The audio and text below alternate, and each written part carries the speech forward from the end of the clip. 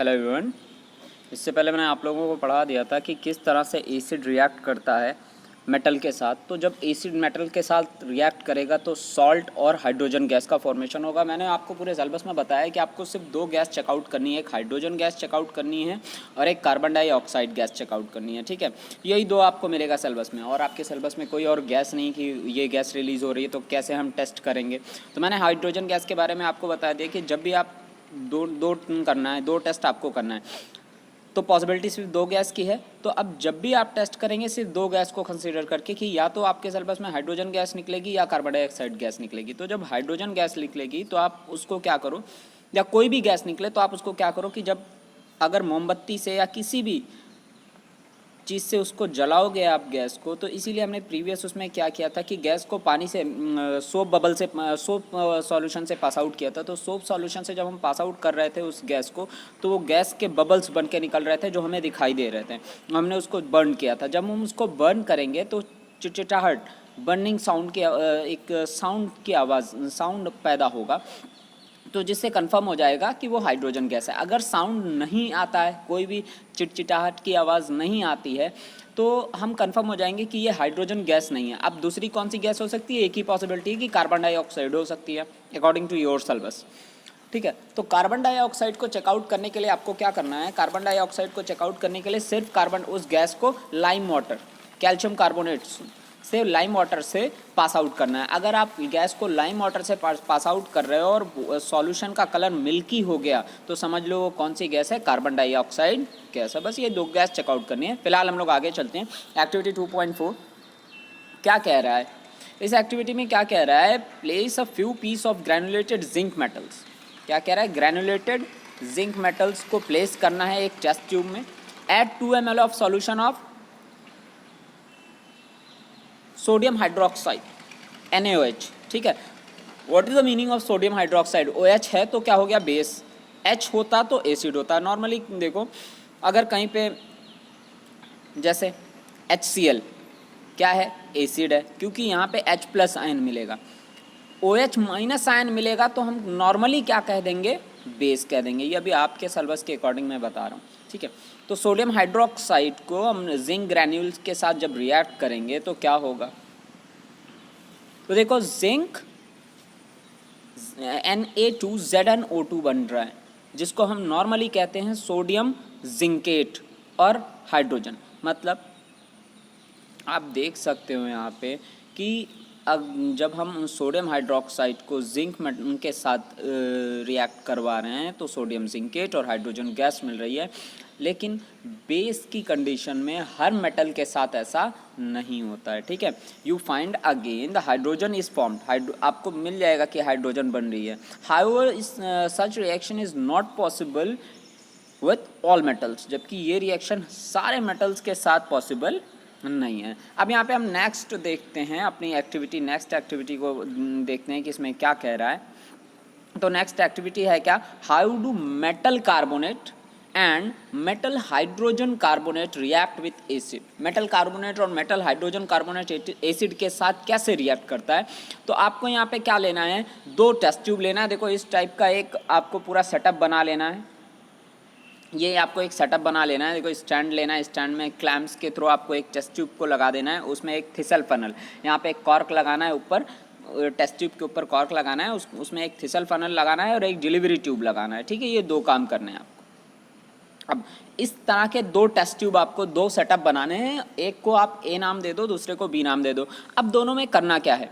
देखो, take about 0.5 gram of sodium carbonate. क्या लेना है आपको? Sodium carbonate Na2CO3। याद रखना फॉर्मूला सोडियम कार्बोनेट का क्या है? Na2CO3। ठीक, और दूसरे में क्या लेना है? Sodium hydrogen carbonate, hydrogen carbonate, और इसी को हम कह सकते हैं सोडियम बाइकार्बोनेट NaHCO3। अब what is the difference between hydrogen carbonate and bicarbonate? जो सोडियम बाइकार्बोनेट है ये कॉमन नेम है, और सोडियम हाइड्रोजन कार्बोनेट जो है इसी केमिकल फार्मूले का IUPAC नेम है। IUPAC मतलब international union for pure and applied chemistry. ठीक है, तो ये IUPAC नेम है, सोडियम हाइड्रोजन कार्बोनेट। ठीक, अब आपको क्या करना है?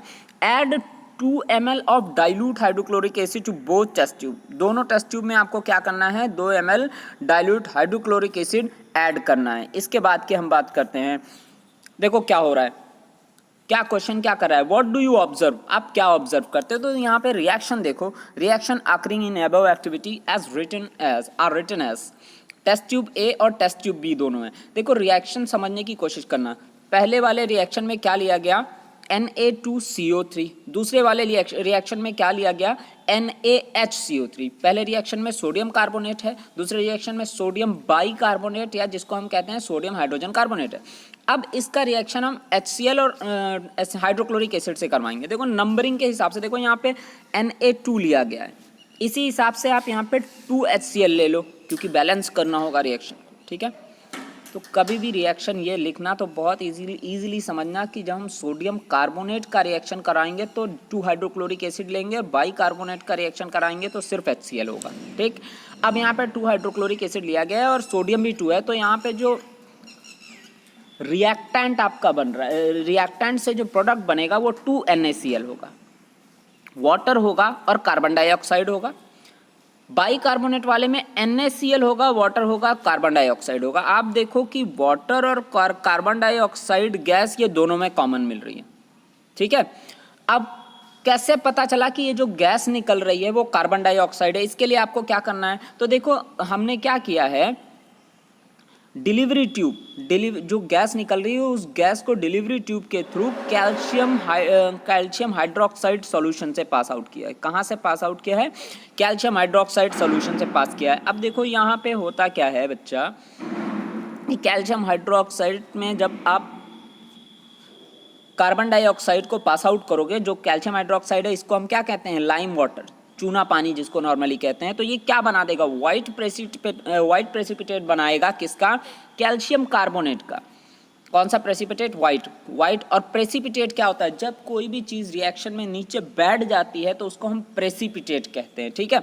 तो कैल्शियम कार्बोनेट का वाइट प्रेसिपिटेट बनाएगा और वाटर बनाएगा। अगर वाइट प्रेसिपिटेट बन गया तो हम क्या कह देंगे कि ये कौन सी गैस है, कार्बन डाइऑक्साइड गैस है। अब यहाँ पे एक पॉइंट देख लो, on passing excess carbon dioxide the following reaction takes place. अगर हम एक्सेस कार्बन डाइऑक्साइड, बहुत ज़्यादा कार्बन डाइऑक्साइड पास करेंगे तब क्या होगा, रिएक्शन सेम है, कैल्शियम कार्बोनेट, वाटर और कार्बन डाइऑक्साइड, तो क्या बन जाएगा, CaHCO3 होल ट्वाइस, ठीक, HCO3 होल ट्वाइस। और ये कैसा होगा, वाटर में सॉल्युबल होगा। अब ये प्रेसिपिटेट नहीं है, ठीक है। नेक्स्ट पॉइंट देखो, लाइमस्टोन, चॉक और मार्बल, तीनों आपने देखे हैं। लाइमस्टोन क्या होता है, चूना पत्थर, चॉक आपने देखी है बोर्ड पे लिखने वाली चॉक, और मार्बल संगमरमर जिसको हम कहते हैं। तो जी तीनों का केमिकल फार्मूला एक है, कैल्शियम कार्बोनेट, तीनों का केमिकल फार्मूला CaCO3 है, कैल्शियम कार्बोनेट तीनों का केमिकल फार्मूला है। लेकिन आप देख सकते हो कि तीनों के स्ट्रक्चरल ऑर्गेनाइजेशन में डिफरेंस है। आप चॉक देखो कितनी सॉफ्ट होती है, लाइम स्टोन देखो उसका एक अलग वर्क है, और अगर मार्बल्स देखो तो मार्बल एक अलग चीज़ है। देखने में तीनों डिफरेंट होगी, तीनों अलग टाइप की हैं, लेकिन अगर हम केमिकल फार्मूले की बात करें तो तीनों को हम कैल्शियम कार्बोनेट ही कहते हैं, ठीक है।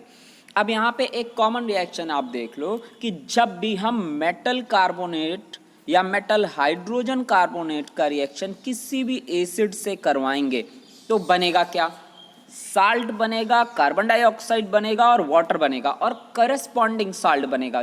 जिस मेटल का आप कार्बोनेट या हाइड्रोजन कार्बोनेट लोगे उसी मेटल का साल्ट बन जाएगा, कार्बन डाइऑक्साइड गैस बन जाएगी और वाटर बन जाएगी। रिएक्शन मेनली आपको यही याद करने हैं, आपको वो वाले रिएक्शन नहीं याद करने हैं कि कौन सा, आपको सिर्फ इतना याद रखना है कि कोई भी मेटल कार्बोनेट या कोई भी मेटल हाइड्रोजन कार्बोनेट जब भी एसिड के साथ रिएक्ट करेगा तो क्या बनाएगा, करस्पॉन्डिंग साल्ट बनाएगा, कार्बन डाइऑक्साइड गैस बनाएगा और वाटर बनाएगा, ओके।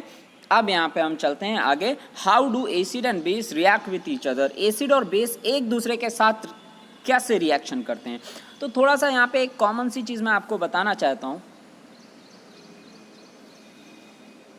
यहाँ पे देखो, जैसे मान लो कोई एसिड है, वो एसिड हम ले लेते हैं HCl, हाइड्रोक्लोरिक एसिड, ठीक है। हाइड्रोक्लोरिक एसिड जब आप इसका रिएक्शन करवाओगे सोडियम हाइड्रोक्साइड से, ठीक है। इस एसिड का रिएक्शन जब आप सोडियम हाइड्रोक्साइड से कराओगे तो क्या बनेगा? सबसे पहली चीज़ देखो बच्चा, ये ब्रेक होगा। ये HCl किस में ब्रेक होगा? H प्लस में और Cl माइनस में। NaOH किस में ब्रेक होगा? Na प्लस में और OH माइनस में ब्रेक हो जाएगा। NaOH किस में ब्रेक होगा?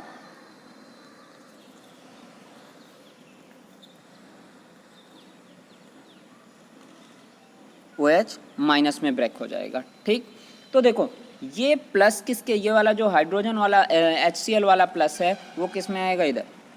ये प्लस, क्योंकि आपको पता है प्लस माइनस के साथ ही ऐड होता है, इसके साथ आ जाएगा। तो देखो H इधर और O, तो मतलब क्या बन जाएगा? H2O, वाटर बन गया सीधा सा।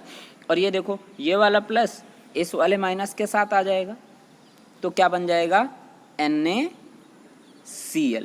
तो NaCl प्लस H2O। तो NaCl क्या है? साल्ट है। क्या है? साल्ट। और H2O वाटर। तो जब भी एसिड किसी भी बेस के साथ रिएक्ट करेगा तो क्या बनाएगा? Salt plus water. So when ever acid react with base it form salt and water. कभी भी एसिड जब भी बेस के साथ रिएक्ट करेगा तो क्या बनाएगा? साल्ट और वाटर बनाएगा।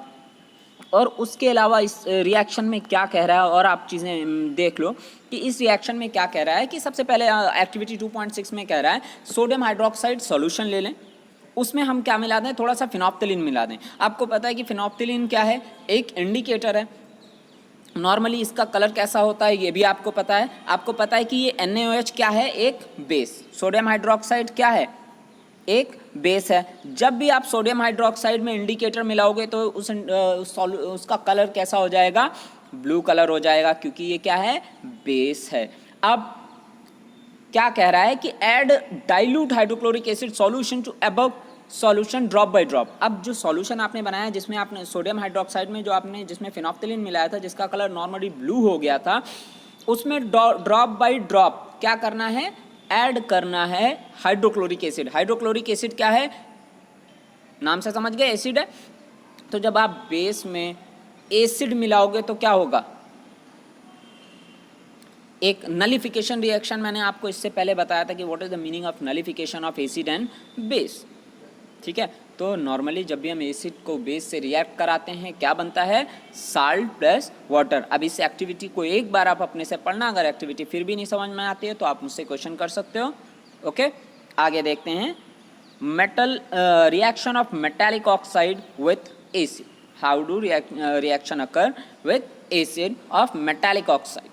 कोई भी मेटल है उसका ऑक्साइड, किसी भी मेटल का ऑक्साइड जब एसिड के साथ रिएक्ट करता है तो क्या बनता है? तो आप देखो एक्टिविटी 2.7 कह रहा है take a small amount of copper oxide. एक स्मॉल अमाउंट लेना है, किसका? कॉपर ऑक्साइड का लेना है। और उसके बाद क्या कह रहा है इसमें? डाइल्यूट हाइड्रोक्लोरिक एसिड को ऐड करने के लिए कह रहा है। ठीक है, note the colour of the solution. What has happened to the copper oxide. Solution का कलर नोट आउट करना है और कह रहा है कि बताओ भाई क्या होता है इस रिएक्शन में। तो ये रिएक्शन आपके लिए होमवर्क होगा, क्योंकि इससे पहले के रिएक्शन और एक्टिविटी मैंने आपको समझा दी है। आप ये रिएक्शन खुद से करेंगे, नहीं अगर समझ में आता है तब आप मुझसे क्वेश्चन पुटअप करेंगे और तब मैं आपको ये रिएक्शन बताऊंगा। ऐसा नहीं ये रिएक्शन आपको नहीं बताया जाएगा। और आज का आपका जो होमवर्क होगा वो ये तीनों क्वेश्चन आपके होमवर्क होंगे। ये तीनों क्वेश्चन आपको करने हैं। ओके, मैंने आपको सिलेबस सेंड कर दिया है। आप उस सिलेबस के अकॉर्डिंग देख लो कि आपको कौन कौन से चैप्टर पढ़ने हैं और कौन कौन से चैप्टर नहीं पढ़ने हैं, क्योंकि अकॉर्डिंग टू CBSE सिलेबस का रिडक्शन हुआ है। 30% सिलेबस रिड्यूस किए गए हैं आपके। Okay, thank you so much.